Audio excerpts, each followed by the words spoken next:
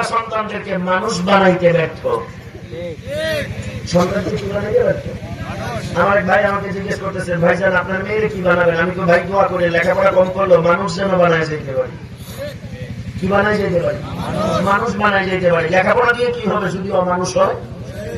যদি লেখাপড়া করাইলাম, ঢাকা বিশ্ববিদ্যালয়ের প্রফেসর হলো, জাহাঙ্গীরনগর বিশ্ববিদ্যালয়ের প্রফেসর হলো, এক ছেলে মেরিন ইঞ্জিনিয়ার থাকে অস্ট্রেলিয়াতে, মেয়ে পিএইচডি হোল্ডার, বিশ্ববিদ্যালয়ের প্রফেসর থাকে লন্ডনে। ওই দুই কুলাঙ্গার সন্তানের বাবা ছিল জাহাঙ্গীরনগর বিশ্ববিদ্যালয়ের প্রফেসর, শেষ জীবনে ঠাই হয়েছে বৃদ্ধাশ্রমে। বাস্তব না বাস্তব?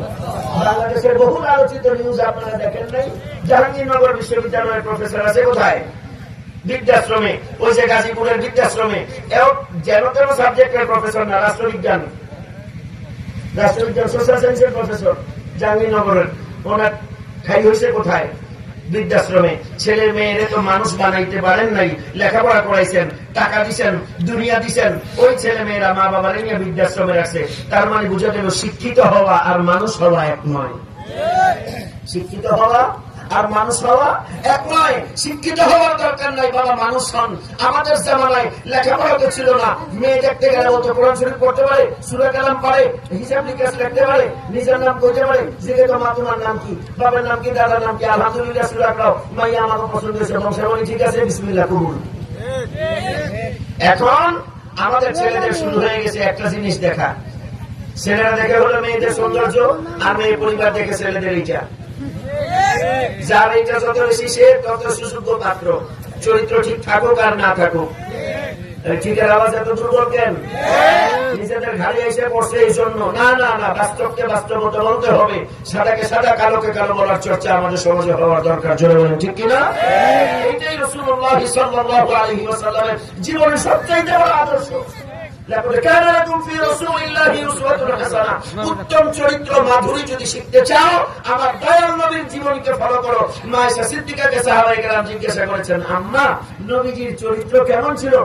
আয়েশা রাদিয়াল্লাহু আনহা قالت كان خلقه القرآن। মায়েশা সিদ্দিকাকে জিজ্ঞাসা নবী কেমন ছিল? মায়েশা কয় কোরআন শরীফ যেমন নবীজি তেমন।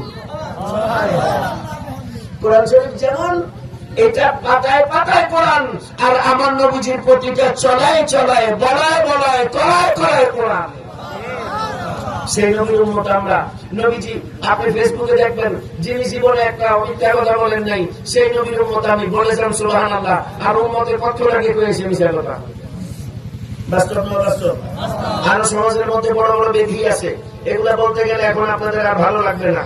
এক নাম্বার, একটা বললাম কতক্ষণ আগে, এই যে দোকানে দোকানে, বাড়িতে বাড়িতে অন্যের দোষ সমালোচনা করা একটা ট্রেডিশন আমাদের সমাজে আছে না? আছে।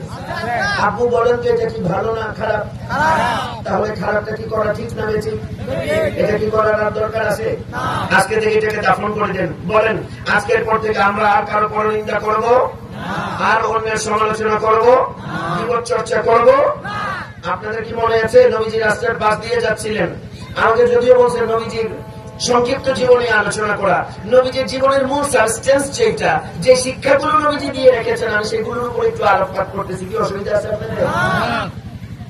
জীবনে সবাই জানেন 570 খ্রিস্টাব্দে জন্মাইছেন। বাবার নাম আব্দুল্লাহ, মায়ের নাম আমিনা, চাচার নাম আবু তালেব, তারপরে চাচির নাম হলো ফাতেমা, দাদার নাম আব্দুল মুত্তালিব, দাদির নাম ফাতেমা। সন্তান ছিলেন নবীজির এতজন। মা ফাতেমার গড়ে ইমাম হাসান হোসেন হয়েছেন। মা ফাতেমার সাথে মাওলা আলীর বিয়ে হয়েছেন। 40 বছর বয়সে নবুয়তের এলান হয়েছেন। 23 বছর লাগায় কোরআন নাযিল হয়েছেন। তারপরে নবীজি 53 বছর বয়সে মদিনাতে হিজরত করছেন। প্রথম গিয়া মক্কা থেকে মদিনাতে গিয়া মসজিদে কুবা বানাইছেন। 6 মাস পরে এসে মদিনাতে মসজিদে নববী বানাইছেন। তারপরে 10 বছর সেখানে শাসনকাল পরিচালনা করার পরে নবীজির জীবনকালীন সময় 73টা যুদ্ধ হয়েছে। 27 থেকে 28টাতে নবীজি নিজে অংশগ্রহণ করেছেন, নেতৃত্ব দিয়েছেন। যার মধ্যে প্রথম যুদ্ধ হলো বদর, দ্বিতীয় হলো উহুদ, এমনি ভাবে ধারাবাহিক। তারপরে 11তম হিজরিতে আমার নবী দুনিয়ার মায়া ত্যাগ করে রফিকে আলার সাথে মিলিত হয়েছেন। এই তো সংক্ষেপ নবীজির জীবনী। কথা বলছি মানে মানুষ কত রকম কথা বলে। তোর শাশুড়িও তো আজকে বড় অদ্ভুত কথা বললো, শরীর থেকে গোসল করা পানি থেকে নাকি ঘ্রাণ আসে। মা আমেনা মাথাটা নিচের দিকে দিয়ে লাজুক মেয়ে বলে, জি আব্বা জান। বলে আর কি হয়েছে? বলে আপনি মাত্র ঘটনা একটা শুনছেন, এরকম আরো অনেক আছে। আপনি তো একটা শুনছেন ঘটনা এরকম, আর অনেক আসে কোষাই একটা দুইটা কোশ্চেন। মা মেনে এবার আস্তে আস্তে বলতে শুরু করলেন, আব্বা জান আপনার নাতি যখন থেকে আমার পেটের মধ্যে আসছে গো, আমি একদিন হাঁটতে হাঁটতে পাহাড়ের দিকে গেলাম, একটু গভীরে চলে গেলাম, উঁচুতে চলে গেলাম, মক্কা পাহাড়ি এলাকা। এখন না কাটিং চাটিং করে কত সুন্দর করছে, তখন তো এরকম ছিল না। চতুর্দিকে পাহাড়, জঙ্গলি জানোয়ারেরা ঘুরে বেড়ায়, বাঘ সিংহ ঘুরে বেড়ায়, মানুষকে বধ করে খায়। নবীজির আরেক চাচা ছিলেন, নাম হযরত আমির হামজা। নাম কি? আমির হামজার বায়োগ্রাফিক্যাল হিস্ট্রি আপনি যখন ইতিহাসে তারিখে পড়বেন, আপনি দেখবেন হযরত আমির হামজা মুসলমান হওয়ার আগে বনে গিয়ে পাহাড়ে গিয়ে সিংহ শিকার করতেন। সিংহ শিকারী আমির হামজা বলা হয় তাকে। সিংহ শিকার করতেন তিনি, বীর পুরুষ। মা আমেনা বলেন একদিন পাহাড়ের উপরে চলে গেলাম, নামাজ সময় আস্তে আস্তে হঠাৎ করে দেখি একটা বাঘ আমার সামনে হাজির।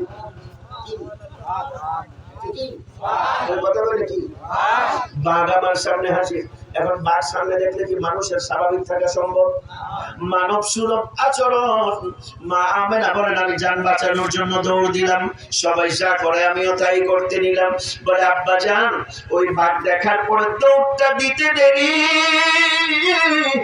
বাঘ পেছন থেকে সালাম দিয়ে বলে না আমেনা তোমার যাওয়ার দরকার নাই, দাঁড়াও তোমার সাথে দুইটা কথা বলি। মা আমেনা কত বুদ্ধিমতী মেয়ে, বলেন সেই বাঘে আরবি বিশুদ্ধ ভাষায় আমার নাম কইয়া ডাক দিছে, আর যাই হোক এটা আমারে খাইব না। নবীর মা বইলা কথা কোন ঠিক কিনা? আবার আমাদের সমাজের মধ্যে একদল পাপিষ্ট আছে, কই নবীজির মা বাপ বলে জাহান্নামে যাবে। নাউজুবিল্লাহ আছে না আছে এরকম আছে না? নবীজির মা বাবা জাহান্নামে যাইব। আমি কইলাম ওরে গর্ধবের দল তুই বুঝলি না, আমাদের দেশের ছোট্ট ছোট্ট হাফেজি মাদ্রাসাতে যখন সন্তান বাচ্চা কালেকশন করে, ছাত্র ছাত্রী কালেকশন করে, কত সুন্দর লেবাস লাগায় আপনার বাড়িতে এসে বুঝাইবো বাচ্চাটারে মাদ্রাসায় দেন, হাফেজে কোরআন বানায় যেদিন পাঠাবো, খবরের মধ্যে গেলে হাসরের মাঠে উঠলে আল্লাহ এই হাফেজে কোরআনের ওসিলায় মা বাবার নূরের টুপি পরাইবো। সন্তানকে হাফেজ বানাইলে মাথার মধ্যে যদি নূরের টুপি পরায়, আরে যেই নবীর উপরে আল্লাহ কোরআন নাযিল করেছেন, যেই নবীকে আমার মা আমেনা গর্ভে ধারণ করেছেন, ওই মা আমেনা আর বাবা আব্দুল্লাহ বুঝি জাহান্নামে যাবে? এটা বলতে পারে? হাফেজে কোরআন 10 জনকে সুপারিশ করে জান্নাতে নিবেন। আরে আমার নবীজি যদি কোরআনের ধারক হিসাবে 10 জনকেও যদি সুপারিশ করে জান্নাতে নেয়, তার মধ্যে মা বাবা আছে না? কোন পয়েন্টে তো মৌলবী তুমি টিকতে পারবা না কেন? হয়তো কথাবার্তা বইলা যেইটুকু ঈমান আছে তুমি এইটুকু হারাইলা। বেয়াদব কথা বলছি। আমার আব্বুজিরা গভীর মনোযোগ। মা মানে বলে না বলে বাঘ ডাক দিল, আমি দাঁড়ায়া দেখলাম বাঘটা সুন্দর করে আমার সামনে এসে আমার একটা সালাম দিল, এরপরে আরেকটা সালাম দিল, এটা আমি বুঝি নাই। সালামটা দেওয়ার পরে মাথাটা আমার পায়ের কাছে লাগাইয়া দেয়। আমি ডাক দিয়া বললাম পরের সালামটা, প্রথমটা তো আমার দিলা বুঝলাম, পরের সালামটা কার কাছে? বলে বাঘটা চোখের পানি ফালাইয়া মাথাটারে নিচের দিকে দিয়া আমার দিকে তাকায় তাকায় বলেন আম্মা জান আপনি শুধু এমন জগতে একজনের আম্মা নন, আপনি তো এমন জগৎ জননী হয়ে আছেন। আপনার পেটের ভিতরে যে আখিরি জামানার পয়গম্বর আরবি আছে, আমাদের যাদের ওসিলায় সৃষ্টি, পরের সালামটা আমরা আমার নবীরে দিলাম। বাদরে আমার নবীরে আমি সালাম দিলাম। ইয়া রাসূলুল্লাহ, ইয়া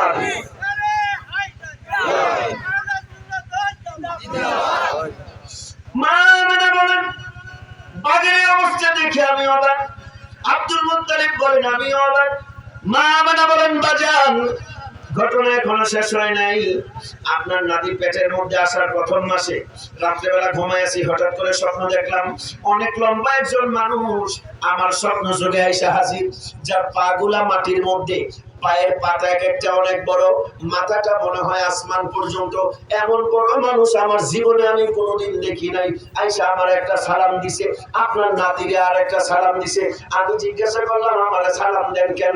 বলে তুমি জগতের সকল নবীদের নবী যিনি তার মা, এই জন্য আমারও মা, আমাদের সকলের মা। ওরে মা তোমার একটা সালাম। বলে দ্বিতীয় সালাম কারে? বলে তোমার গর্ভে যে আছে তাকে। এইবার জিজ্ঞাসা করলাম আচ্ছা সালাম কালাম যাই হয়েছে, আপনার নাম কি? আমার নাম আদম। আমার নাম কি? আদম আলাইহিস সালাম। কি ছোট না বড়? আরে শুধু বড় না, আমাদের শহীদ নুরুল ইসলাম ফারুকী সাহেব রমজানে দেখাইছিল, মনে আছে নি? আদম আলাইহিস সালামের পায়ের ছাপ 3 feet by 5 feet, 5 feet by 3 feet, এক জায়গা আমাদের সমান। মিশকাত শরীফ, বুখারীর হাদিস। আমার নবী বলেন ওয়ালাম খালাকাল্লাহু আদম আলা সুরাতিহি তুলুহু 60 দিরআ। আদম আলাইহিস সালাম ছিল 60 গজ লম্বা। কত গজ? 60 গজ। মানুষটা যদি লম্বা হয়, পাওয়াও তো বড় হইব না, ছোট হইব? বড় না ছোট? কাবার নাম কাবা কেন জানেন? এই যে কাবা ঘরের নাম কাবা কেন হয়েছে জানেন? আরে কি পড়ায় আমাদের সমাজে আল্লাহ জানে। কাবা ঘরের নাম কাবা হয়েছে ইয়া আইয়ুহাল্লাযীনা আমানু ইযা কুনতুম ইলাস সালাতি ফাগসিলু ওয়াজুহাকুম ওয়া আইদিয়াকুম ইলাল মারাফিকি ওয়ামসাহু বিরুউসিকুম ওয়া আরজুলাকুম ইলাল কাবাইন। 6 নম্বর পারা 7 নম্বর পৃষ্ঠা 1 নম্বর লাইন সূরাতুল মায়েদা। আমার আল্লাহ বলেন মুমিন যখন নামাজের নিয়ত করে তখন যেন সে ওযু করে পানি দ্বারা তার মুখমণ্ডল ধৌত করে, 2 হাতের কনুই পর্যন্ত ধৌত করে, মাথার এক ভাগ মাসাহ করে এবং তার 2 পায়ের টাকনু সহ ধৌত করে। কাবাইন, এই পায়ের এনে একটা গিট আছে না? কথা কয় না আছে? এইটাকে বলা হয় কাবুল। এটা কি বলে? কাবুল। আর কাবাইন হইল তাসনিয়া সিগা, মানে 2 পায়ের গুটুলি। কাবুল। আদম আলাইহিস সালাম জমিনে আসার পরে একটা মাটির ঢিবি দিয়ে আল্লাহ রাব্বুল আলামিন ফেরেশতাদেরকে দিয়ে জায়গা চিহ্নিত করেছেন। আদম আলাইহিস সালাম আরজি করলেন মাওলা আমি তোমার ইবাদত করতে চাই। একটা নির্ধারিত জায়গা হলে ইবাদত করতে সুবিধা। আল্লাহ কই যে একটা মাটির ঢিবি আছে, এটা তুমি ঠিক করো, একটু পাথর দিয়ে এটার একটা স্ট্রাকচার বানাও। আদম আলাইহিস সালাম কিছু পাহাড় থেকে কণা, কিছু পাথর একসাথে নাকির বলা হয়, একসাথে এনে তিনি একটা স্ট্রাকচার তৈরি করলেন। এটার উচ্চতা ছিল আদম আলাইহিস সালামের পায়ের টিপ পর্যন্ত। এই টিপ থেকে কাবুল থেকে কাবা। বলবেন না সুবহানাল্লাহ? আসলে জীবনে আসছে যখন কিছু অসুবিধা হইতেছে। এই কত বছর আগে করোনা গেছে না? এই কথা বলে করোনা গেছে না? হজ বন্ধ ছিল না 2 বছর? আমি এটিএন নিউজের এক প্রোগ্রামে গেছি। এই কথা বলো না তোমরা বাবা। এটিএন নিউজের এক প্রোগ্রামে গেছি, আলোচনা চলতেছে বুঝতে। হঠাৎ করে কাজ হচ্ছে, উপস্থাপক আমাকে জিজ্ঞেস করছে যে কোভিড বৈশ্বিক মহামারী চলমান, শেখ আপনার কাছে জানতে চাই এই করোনার কারণে হজ কার্যক্রম বন্ধ আছে, পৃথিবীতে কি এর আগে কখনো হজের কার্যক্রম পরিচালনা বন্ধ ছিল? একটা প্রশ্ন। আমার একটা অভ্যাস হলো আমি যখন কোনো প্রশ্নের উত্তর খুঁজে পাই না, আমি চোখ বন্ধ করে সাথে সাথে দূর চুরি করতে থাকি। এটা বুজুর্গানের দিনের আমল। দরুদ শরীফ পড়লে আল্লাহ পাক রব্বুল আলামিন নবী পাকের ইলমের সাদকায় সিনার মধ্যে ওই ইলম মাথার মধ্যে তাৎক্ষণিক দান করেন। এটা পরীক্ষিত। তা আমি ওই স্টুডিওতে বসে রেকর্ডিং চলমান, কয়েক মর্তবা দরুদ শরীফ পড়ার পর আমার ব্রেনের মধ্যে একটা রিওয়ায়াত চলে আসছে। আল্লাহ হ্যাঁ, শুধু 2 বছর নয়, পৃথিবীতে এমন একটা সময় গিয়েছিল 2600 বছর কাবার কোনো অস্তিত্ব ছিল না। কত বছর? 2600 বছর, 2600 বছর কাবার তাওয়াফ হয় নাই, কাবার কোনো চিহ্ন ছিল না। উপস্থাপকের চোখ বড় বড়, আমারও চোখ বড় বড়। ঘটনা কি? কবের ঘটনা? আমি বললাম ওই যে নূহ আলাইহিস সালামের মহাপ্লাবন হলো, আল্লাহ পাক রব্বুল আলামিন কাবাকে উঠায় ফেলছেন এক বর্ণনা। আরেক বর্ণনাতে হলো কাবা ছোট ছিল, তার স্ট্রাকচার পলিমাটির আস্তরণে কাবা ঢেকে গিয়েছিল। 2600 বছর পর্যন্ত কাবার অস্তিত্ব ছিল না। পরবর্তীতে ইব্রাহিম আলাইহিস সালাম যখন দোয়া করলেন আল্লাহ আমি তোমার ঘর বানাইতে চাই, আল্লাহ আসমানের দরজা খুলে দিলেন। জোরে বলবেন না সুবহানাল্লাহ? কোথার দরজা? আসমানের দরজা আল্লাহ খুলে দিলেন। ইব্রাহিম আলাইহিস সালাম বলেন আমি তোমার ঘর বানাইতে চাই। এই যে নবীজির আগমনের সূত্রপাত শুরু। 1 নম্বর পারা 19 নম্বর পৃষ্ঠা সূরাতুল বাকারা 3টা দোয়া করেছেন। রব্বানা আতিনা ফিদ দুনিয়া হাসানা ওয়া ফিল আখিরাতি হাসানা রব্বানা তাকাব্বাল মিন্না ইন্নাকা আনতাস সামিউল আলিম ওয়া তুব আলাইনা ইন্নাকা আনতাত তাওয়াবুর রহিম। আল্লাহ তখন কোন না কোন রহমত, বরকত, নিয়ামত দিয়ে বান্দাদেরকে, পথভোলা মানুষকে আলোর পথ দেখানোর জন্য একজনকে পাঠান। গোটা পৃথিবী যখন অন্ধকারে নিমজ্জিত, যেটাকে ইতিহাসের ভাষায় বলা হয় আইয়ামে জাহিলিয়াত, আইয়ামুল জাহিলিয়াত, অন্ধকারাচ্ছন্ন যুগ। মানুষ নিজের বাবা মারা গেলে ছেলে মাকে বিয়ে করে ফেলে, বোনের জামাই মারা গেলে ভাই বোনকে বিয়ে করে ফেলে। এটা কি কোনো সভ্য সমাজ? কোন সভ্য সমাজ? না না না। মেয়ে হইলে মনে করে এটা অলক্ষী, আর মেয়েদের মতন লক্ষ্মী আল্লাহর জমিনে আর কেউ নাই। মেয়েরা সবসময় আদুরে। যেই বাবার দুইটা মেয়ে আছে, এই মা এই বাবা কোনদিন কষ্টে থাকবে না যদি মেয়েকে মেয়ের মতন মানুষ বানায় যাইতে পারে। এখন আমাদের সমাজের মধ্যে আমরা অসুস্থ প্রতিযোগিতায় লিপ্ত, ডাক্তার বানাইতে ব্যস্ত, ইঞ্জিনিয়ার বানাইতে ব্যস্ত, শিক্ষাবিদ বানাইতে ব্যস্ত। সমাজের উচ্চ জায়গাতে আমার ছেলে মেয়ে থাকবে, সর্বোচ্চ সোসাইটিতে বসবাস করবে, সেক্রেটারি হবে, জার্নালিস্ট হবে, আমাদের সন্তানরা এইটা হবে সেইটা হবে, সব বানানোর জন্য মা বাবা ব্যস্ত। দুর্ভাগ্য হলো আমাদের মা বাবারা সন্তানদেরকে মানুষ বানাইতে ব্যর্থ। সন্তানকে কি বানাইতে ব্যর্থ? আমার ভাই আমাকে জিজ্ঞেস করতেছেন, ভাইজান আপনার মেয়ের কি বানাবেন? আমি তো ভাই দোয়া করি লেখাপড়া কম করলো মানুষ যেন বানায় যেতে পারে। কি বানায় যেতে পারে?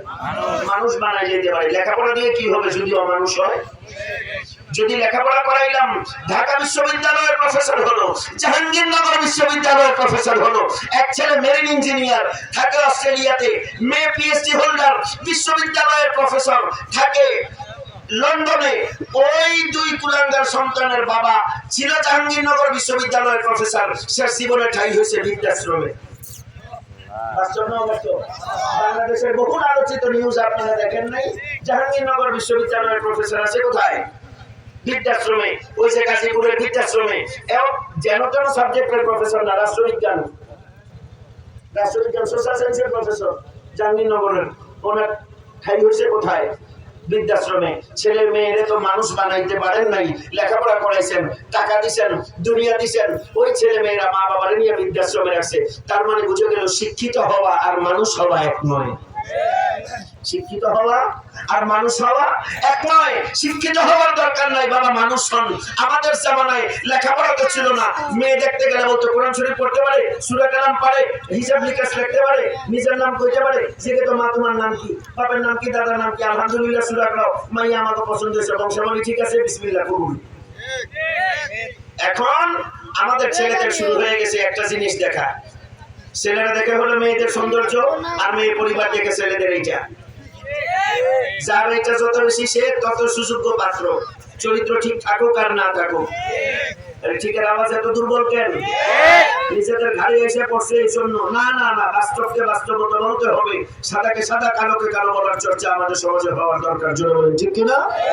এটাই রাসূলুল্লাহ সাল্লাল্লাহু আলাইহি ওয়াসাল্লামের জীবনের সবচেয়ে বড় আদর্শ।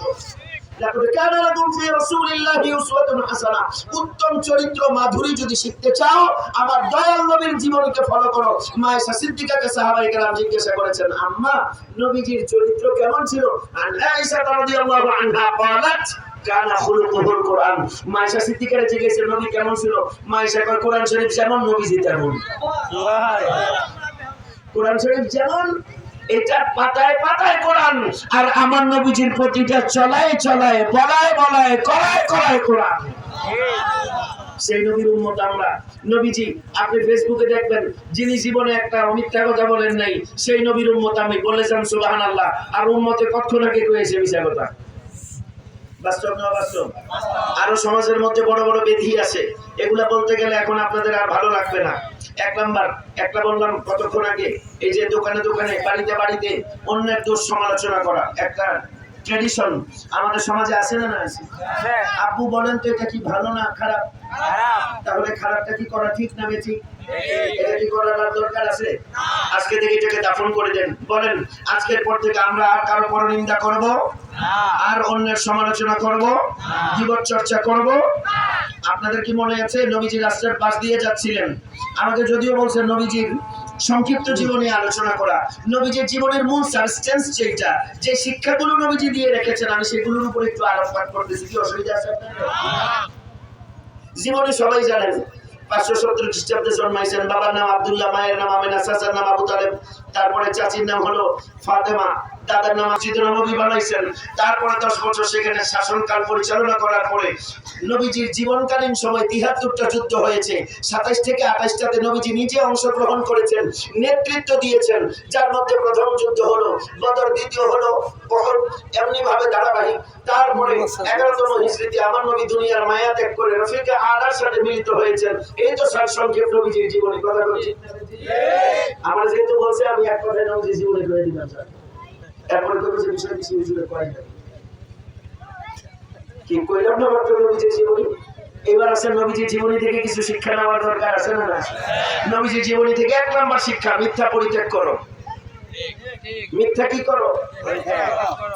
আমাদের বাংলাদেশে একজন সুপ্রসিদ্ধ গায়ক ছিলেন, লেখক, তিনি লিখছেন অনেক, ওনাকে নিয়ে অনেক কন্ট্রোভার্সি আছে, আমি সেই দিকে যাচ্ছি না। ওনাকে বলা হয় লালন সাইজি, লালন সাই বলা হয় তাকে। উনি একটা গানের কথার মধ্যে লিখেছেন, সময় গেলে সাধন হবে না। আমি তো গাইতে পারি না, আমাদের এখনকার বক্তা যারা হইতেছেন মাশাআল্লাহ খুব ভালো শিল্পীরা, ওদের কাছে ফেল, এত সুন্দর সুর দিয়ে গাইতে পারে, আমি পারি না। আবার এগুলো চর্চাও করি নাই। আমার আব্বা আম্মা ছোটবেলা থেকে শিখেছে, বাবা কোরআন কত সুন্দর করে পড়া যায়, কোরআন কত মাকামাত দিয়ে পড়া যায়, আপনি চিন্তাও করতে পারবেন না। পৃথিবীতে একটাই কিতাব আছে এত স্টাইলে পড়া যায়, কোন পড়া আপনি এত স্টাইলে পড়তে পারবেন না। আর আপনি যদি স্টাইল করে বাংলা পড়তে চান, আপনার কবে পাগল। আপনি আজকের মাহফিলের পোস্টার যখন পড়বেন, আজকের মাহফিলের সম্মানিত সভাপতি জনাব মোহাম্মদ কায়েসারুল আলম কাউস ভাই, এটা পুরোই পাগল দিছে। বাস্তব না বাস্তব? আপনি শুনে শুনে পড়ে দেখেন কাউস ভাই কি হইলে পাগলের বাড়িতে জানেন কি। আর যদি খরচ টরচ না থাকে, এটা পাবনা পাঠানোর ব্যবস্থা হবে, আমিও কিছু সহযোগিতা করি। আর যখন আপনি কোরআন শরীফ পড়বেন, আলহামদুলিল্লাহি রাব্বিল আলামিন আর রহমানির রহিম মালিকি ইয়াউমিদ্দিন ইয়াকা না'বুদু ওয়া ইয়াকা নাস্তাঈন ইহদিনাস সিরাতাল মুস্তাকিম সিরাতাল লাযীনা আন'আমতা আলাইহিম গায়রিল মাগদুবি আলাইহিম ওয়ালা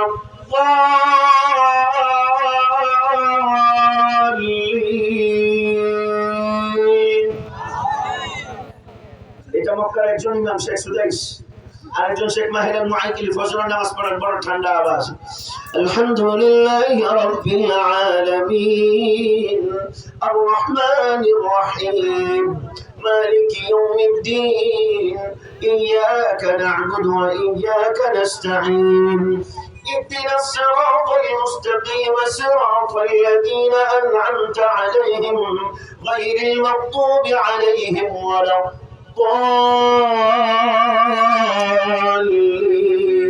الضالين آمين. এরপর আসছে রমজান, বিকাল ইফতারিতে শুনবেন না তেলাওয়াত ইনশাআল্লাহ। الحمد لله رب العالمين الرحمن الرحيم مالك يوم الدين إياك نعبد وإياك نستعين اهدنا الصراط المستقيم صراط الذين أنعمت عليهم غير المغضوب عليهم ولا الضالين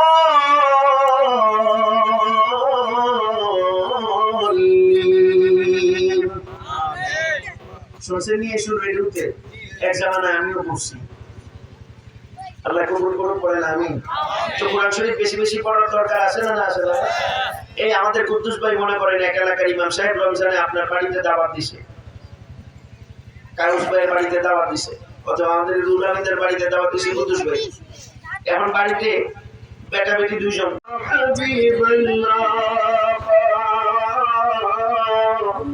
মেরা দিল তড়প রহা मेरा जल रहा है सीना, ये दवा वही मिलेगी मुझे, ले चलो मदीना या नबी सलाम या रसूल सलाम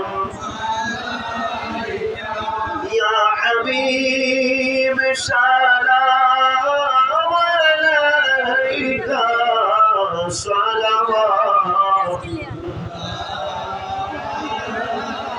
حبيبي سيدي يا سفير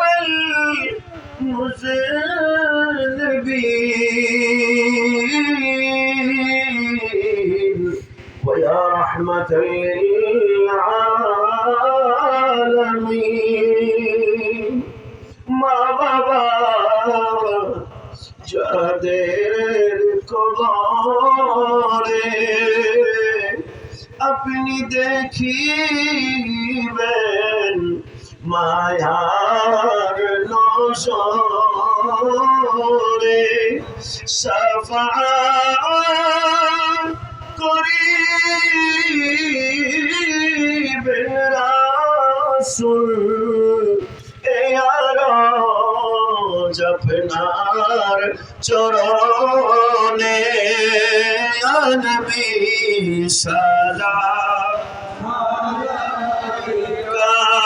ইয়া রাসূল সালাম আলাইকা ইয়া হাবিব সালাম আলাইকা সালাওয়াতুল্লাহ يا رب صل وسلم دائما ابدا على حبيبك